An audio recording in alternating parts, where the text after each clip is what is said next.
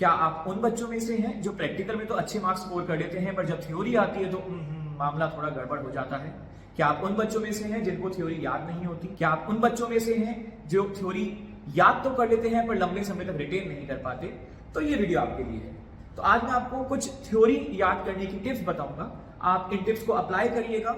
सारी टिप नहीं, अगर कुछ भी टिप्स आप अप्लाई कर पा रहे हैं तो इससे थ्योरी याद करने में आपको आसानी होगी। पहली टिप है, जब भी आप थ्योरी का कोई पैराग्राफ याद कर रहे हैं जो पैराग्राफ बहुत बड़ा है, उसमें कंटेंट काफी ज्यादा है, तो आप उस इतने बड़े पैराग्राफ को एक साथ याद करने की कोशिश ना करें, उसे छोटे छोटे पार्ट्स में ब्रेक कर लें।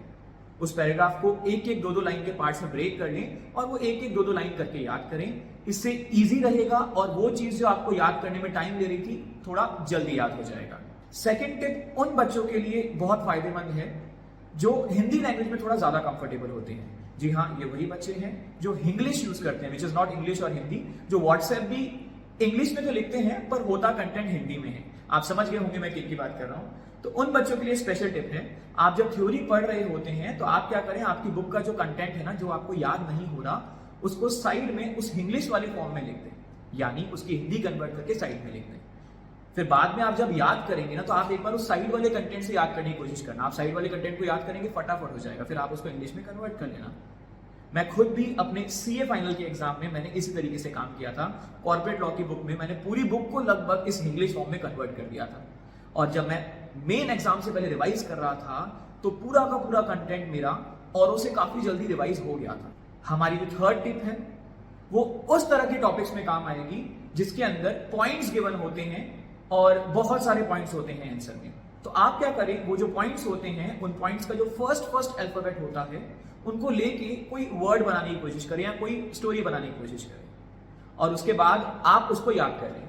इससे होगा क्या, एग्जाम में जब ऐसा क्वेश्चन आएगा तो आपको सब पॉइंट के फर्स्ट अल्फाबेट आ जाएंगे, उससे आप रिकॉल कर सकते हैं कि वो पॉइंट्स क्या थे।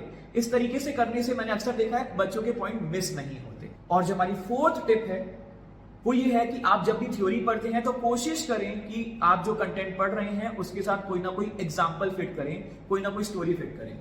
आप लोगों ने अक्सर देखा होगा जो टीचर्स आपको पढ़ाते टाइम स्टोरी सुनाते हैं या उसमें एग्जाम्पल या प्रैक्टिकल करके दिखाते हैं तो वो पॉइंट्स या वो चीजें आपको बहुत जल्दी याद होती हैं और लंबे समय तक याद रहती हैं।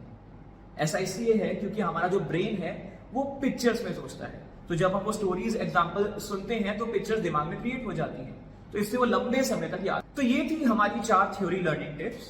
पहली टिप थी बड़े बड़े पैराग्राफ को छोटे छोटे पॉइंट्स में डिवाइड कर दीजिए। दूसरी टिप, आप अपने पूरे कंटेंट को इंग्लिश में कन्वर्ट कर दें, हिंदी का इंग्लिश में कन्वर्ट कर दें और फिर आप इसको पढ़ के देखिएगा, ये टिप तो मिरेकल कर देती है। थर्ड टिप थी उन क्वेश्चंस के लिए जिसमें बहुत सारे पॉइंट्स हैं, तो जो पॉइंट्स हैं उसके फर्स्ट वर्ड के जो अल्फाबेट्स होते हैं फर्स्ट, उसको लेके एक वर्ड क्रिएट करें जिससे आप जब एग्जाम में आंसर फ्रेम करेंगे तो कोई भी पॉइंट मिस नहीं होगा। और लास्ट टिप थी कि आप कोशिश करें हर टॉपिक के साथ कोई ना कोई स्टोरी, कोई ना कोई एग्जाम्पल फिट करें जिससे रिटेंशन बेहतर होगा और जल्दी होगा।